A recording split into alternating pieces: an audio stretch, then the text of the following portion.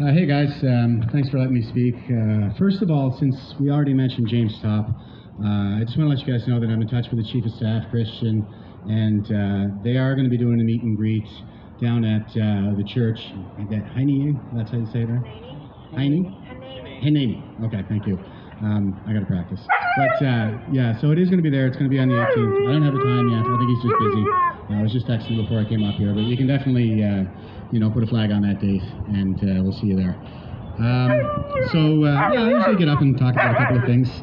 Hey, brought this guy with me today. It's not working out so well at the moment, but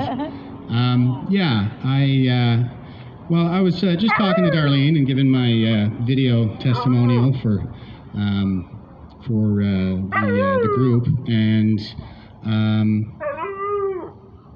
I think if you want to kind of leave the politics out of it, you can just stick to principle on this, right? I mean, it's absolutely gut-wrenching to see what our leadership is doing with the legacy of the fallen right now. My generation, Generation X, like, we got chewed up and spit out in 2 wars, right? The only reason we did that was to try to get a little piece of that legacy, just to advance the cause of human dignity, particularly through liberal democracy, and try to give some heretic in a land that I had no personal interest in the chance that I had grown up here in Canada. Yep. Now it's gone. Hey! Yeah.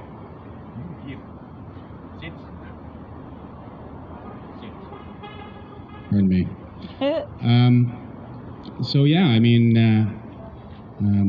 My generation of veterans right now, we're not doing so good with all of this going on, and I'm at least endeavoring to do something about it through Veterans for Freedom.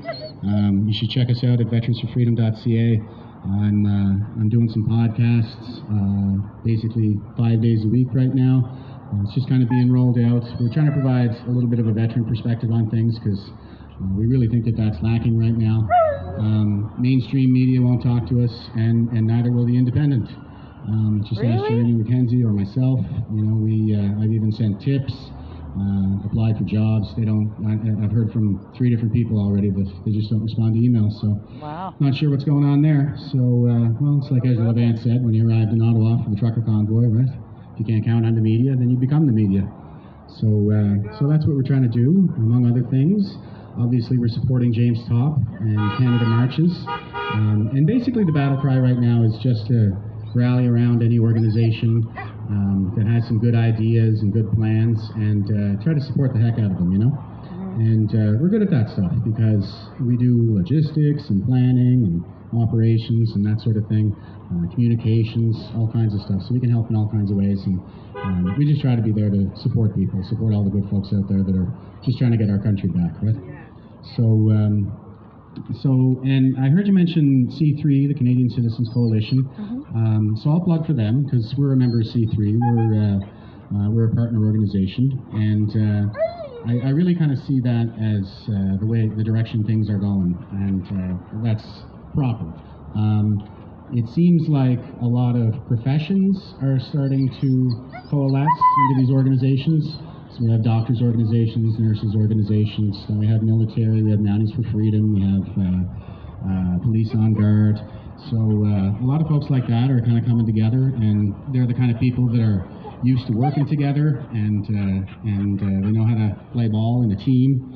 So I see big things happening on that front, and C3, Canadian Citizens Coalition, they're kind of stepping up to provide us with a backbone service. Basically, it's kind of like vetting, and I certainly don't see any problems with this group. It's just a matter of going through the process, and it'd be really great, if we had some C3 organizations other than Veterans for Freedom here in Cape Breton. We do have a handful of other members of Veterans for Freedom around here, so things are growing. The word is getting out, and I was talking recently on the podcast about. I hear a lot of people kind of getting frustrated, and they're talking about how nothing's happening. We did a couple of sort of exposés, I guess, on a character named Marcus Ray. Yeah. And we saw some real issues with the plans that they were putting out there, putting a lot of people at risk unnecessarily, really, at this point, especially when we already know that they're going to crack down as hard as they possibly can. And it's only a matter of time before something sticks, right? So I don't want to see anybody politically interned for prolonged periods of time in Canada, unless it's absolutely necessary, and I'm just not convinced that that is the case right now. And I see things moving in a really positive direction. We have our honorary colonel with Veterans for Freedom, Ryan Peckford. He's one of the original signatories of Canada's Constitution, and he has a charter challenge. It's going to be pretty tough to deny a charter challenge from that guy, I think. And it's starting to bear fruit. You know, we've had a couple of different public health officers on the stand now, and they crumble under cross-examination. They don't have an empirical leg to stand on. All the arguments they're making were about how they felt and covering their own asses. So, you know, it's all coming out. It's just going to take time. And that's not the only thing that's going on. I've seen Rocco Galati get a victory there recently. And there are all kinds of things happening everywhere. So, you know, we got to do a better job, I think, of highlighting our successes. Because, you know, people, they're getting a little battle weary at this point. People are getting pretty run down. And it's important, you know, to highlight those successes to maintain the morale. And so we're going to be trying to do that a little bit more on the podcast. And what I would say in terms of, like I say, principles over politics, I'll just let you guys know that I'm also the writing director for PPC here in Cape Breton. I'm not going to talk about politics today, obviously, because I'm representing Veterans for Freedom at this rally. And we're an apolitical organization. We can sort of talk about our politics. We all have our own individual politics, but while I have my Veterans for Freedom hat on, I'm just going to talk about principles. So I would say that... Sit. He's 6 months old. Puppy. But Friedrich Hayek in The Constitution of Liberty said that when we say freedom, what we mean is freedom from coercion. And by that standard, Canada, she's free no more. No, that's right. It's not. And so my generation is kind of left wondering what it was all for. You know, why did my peers go to war and die? I was a support trade. I was one of the luckier ones. I stayed inside the wire while I was in Kandahar. But I made a pledge to myself to go to every single ramp ceremony while I was there, despite of the fact that I was on night shift and doing a couple other things. But I couldn't tell you now. I lost track. I couldn't tell you how many ramp ceremonies that I went to. Yeah, it's absolutely gut-wrenching to see this desecration of their graves that the trampling of this freedoms really represents. I think it's a gross affront to human dignity, the dignity of our fallen in particular. So that's about as low as it gets in my book, and that's where we are right now. But there is light, and you know, we just got to get back to being ourselves again. I think we got to get back to our basic principles. That's right. Will you stop? Sit. 6 months old. So it's really interesting to consider. You know, there's a lot of actual misinformation out there. And you know, I've in kind of recent years, I guess, I've taken to learning a little bit more and trying to practice Stoicism. It's an ancient philosophy. It goes all the way back to Athens. Comes out of the teachings of Socrates, 300 BC, 350 BC. You know, I think it's revealing to consider that words like Stoicism and cynicism that describe ancient philosophies of the West are essentially pejoratives in the modern vernacular. I think it kind of demonstrates just what an inverted paradigm we really live in. And, that's not it. I mean, why are we teaching Chinese propaganda in our schools? Yeah. Why are we teaching things like, the Opium Wars? You can search it up if you want. There's a Harvard paper out there. It's called The Opium War That Wasn't. And it says that nowhere in the parliamentary debates or the declaration of war did they mention opium. It had everything to do with the citizens that the Chinese had interned. It was under one local magistrate. They have a history, if you look at their writings to other heads of state and so on and so forth, of being ethno-supremacist, essentially. They're very condescending and refused to treat Britain as an equal power, and so they drove the Navy right up the river into Beijing and made them sign a treaty that gave them a place to dock their ships because they wouldn't let them do that. They made them stay out in the harbor and intern their citizens. And yeah, there was, I think it was 300 tons of opium that was perfectly legal everywhere in the world up until the 1930s or 40s. And, somehow that got turned into the West forced this drug habit on the Chinese. And I don't think it's a coincidence that so many of my peers are going down to things like opioids. I don't think that's a coincidence one bit. And we know that there's a ton of Chinese money behind that. Yeah. And Xi Jinping, he says that he wants to punish the West and punish white people for what they call the 100 years humiliation in their propaganda. That's from the time of the Opium Wars until the Great Leap Forward. So, I think that there's a lot of foreign influence out there right now that people really need to be vigilant against. There is. And a thing like cynicism, it goes a long way. Yeah. Whenever you're trying to examine or validate any information you're receiving, just maybe consider, qui bueno, right? Who benefits? Yeah. And I heard Darlene talking about the protest down at the Drag Queen Storytime, and I admire and appreciate your courage in doing that. I'm sorry I didn't make it out that day, but I'm around. I'm always going to do my best. And I'll say there's it's a pretty valuable exercise, to ask who benefits from that, because it's the same people who benefit from these pandemic measures. It's Big Pharma, right? Yep. Take a look at Lupron stock, the puberty blockers that they're pumping into all of our teenagers. Mm-hmm. Not We're cheap. deranging them in our schools, and Yep.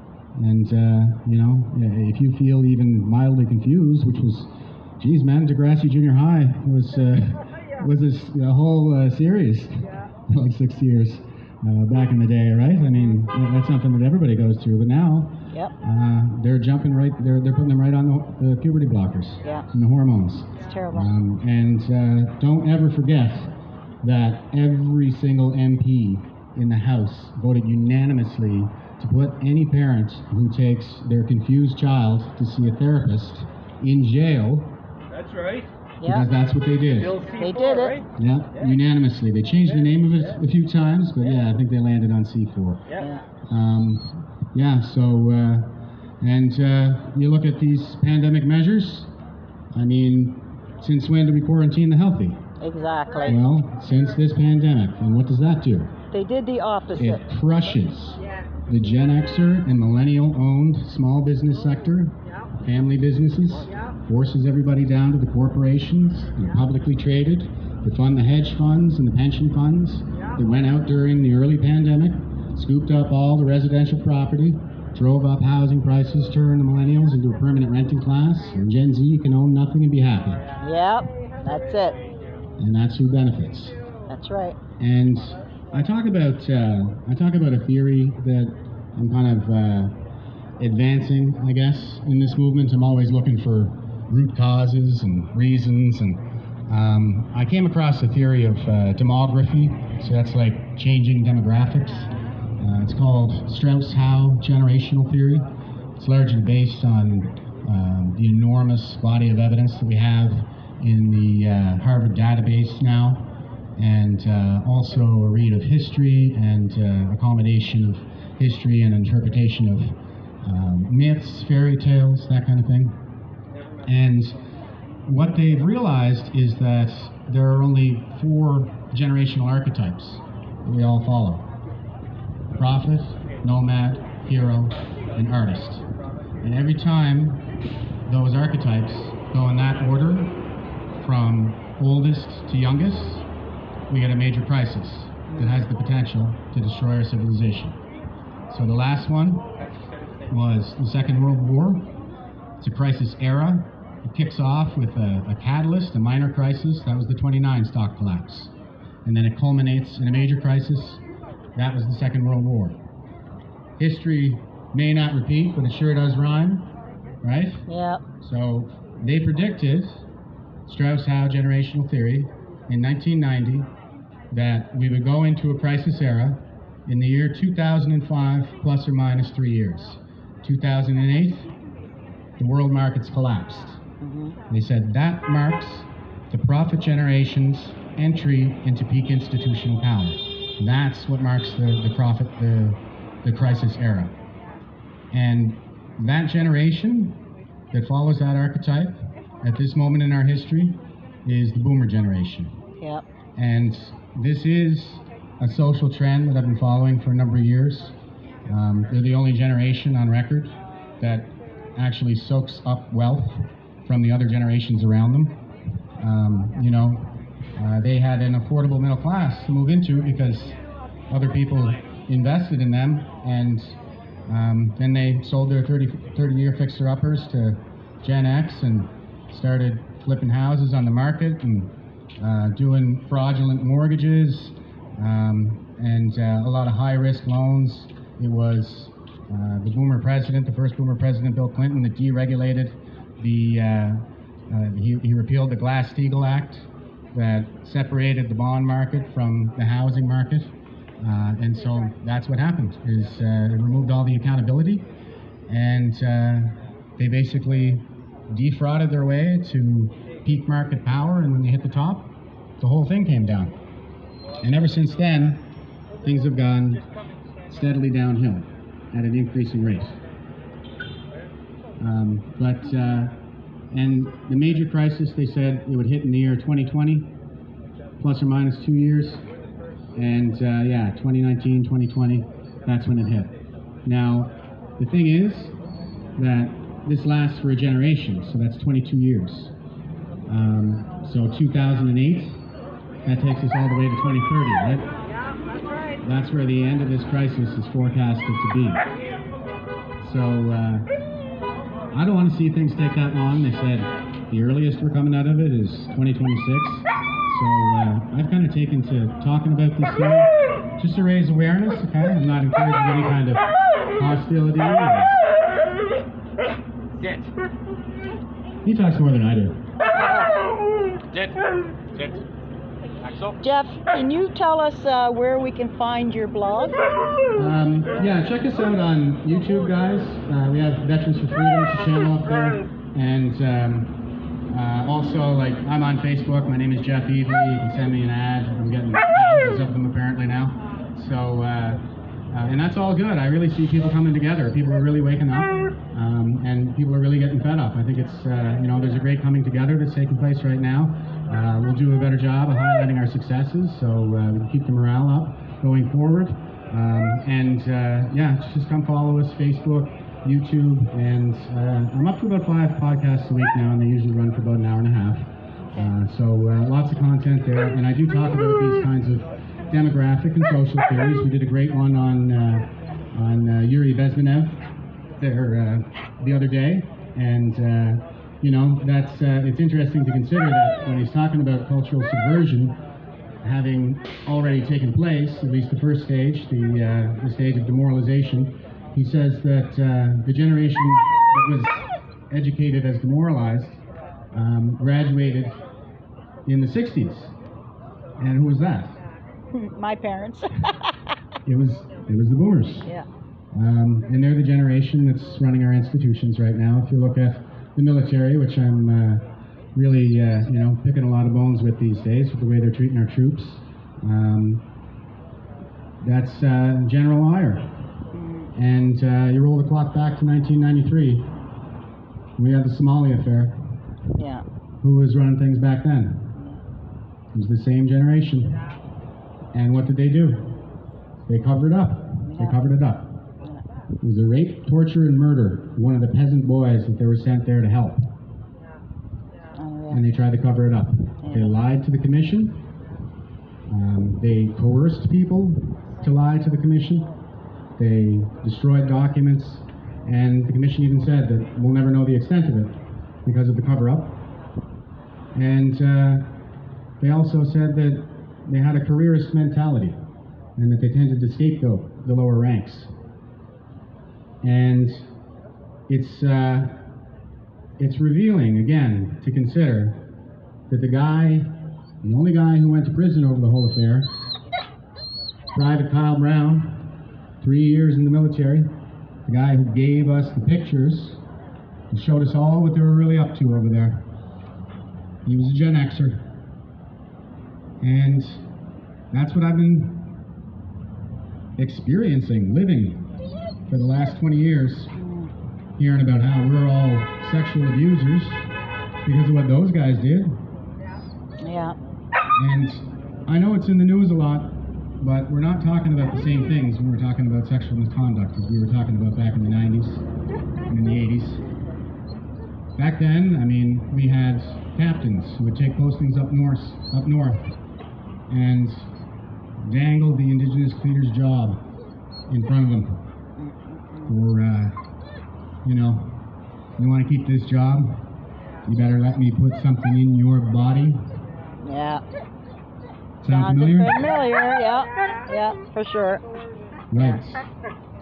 So, that's kind of what I'm seeing right now. I'm looking at this theory, I'm using that lens, and I'm going around looking at our institutions, whether it's General Iyer with the military or whether it's Commissioner Lucky with the RCMP, the deans, the tenured professors, the editorial boards at the CDC, and they're all kind of colluding behind the scenes, taking one police chief out and putting another one in so they can crack down on the trucker convoy, and it's all a stroke economy, and it's all about preserving reputations, which is exactly what the commission into Somalia said they were like.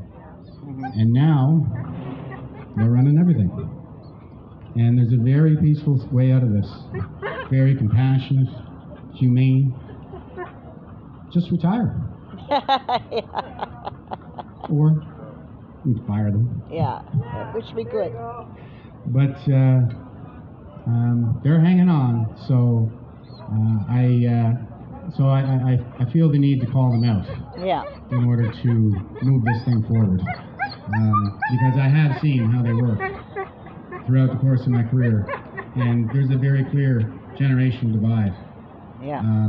I've taken on my commanding officers on things like promotion policies and stuff like this.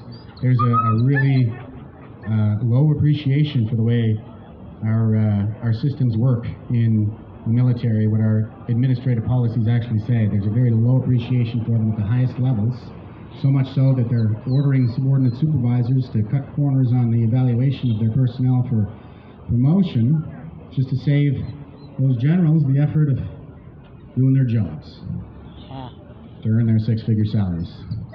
And it's across the board. It always was in the military. They just the policy, the ethics, the doctrine.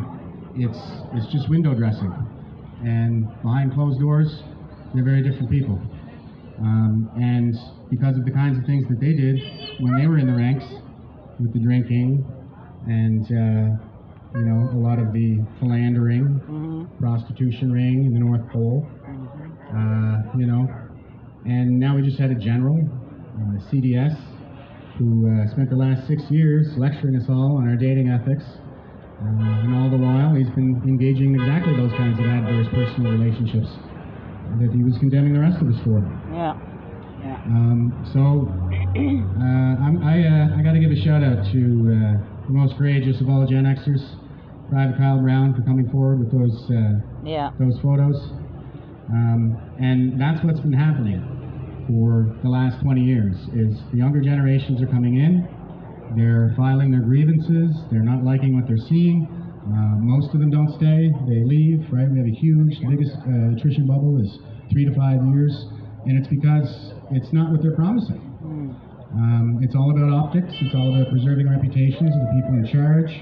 And, you know, every time that becomes a challenge in the media, they just throw a little guy under the bus. And they scapegoat him, just like they did Kyle Brown.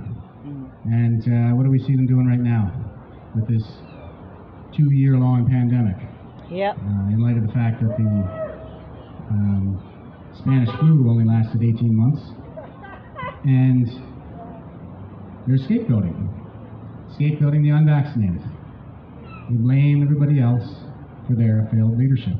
Yeah. And that's what it's been in the military for 20 years, as long as I've been in, and it seems it's been that way for quite some time. And I know that Gen X, what's left of us back there, because we ended up paying the price for a lot of the things that they did, and when we have mental health issues, they tend to treat it as disciplinary, because they didn't go when it was their turn. You know, they don't have a large peer group that got all chewed up in the meat grinder of history. And I watched those guys in 2001. I got in January, 8 months before 9/11 hit. When Afghanistan rolled out, they were all scrambling for the beer tours, laying on the beach in Cyprus, drinking beers in the Golan Heights. So only the younger people would have to go. Right. And they were open about it. They'd say, yeah, I just came back from Cyprus before they tried to send me over there. Over there being Afghanistan. So I find it terribly egregious that the generation that didn't go when it was their turn is the one that is desecrating the graves of their fallen soldiers Yeah. with these mandates, destroying their legacy. And Closing statement, Jeff. yeah, closing statement. All right, listen, I am hopeful. I come out and I try to explain a lot, and I'd like everybody to maybe get in touch with me before I take off. I use an app on my phone for secure communications. We can start a group and just share some ideas, some events, that kind of thing, and just to kind of facilitate communication. So hopefully we start, you know, cohering as a group, and we can pull in some trusted allies and stuff as we go. Thank you, Jeff. So stay frosty out there, okay? And stay safe. Thanks a lot, Jeff.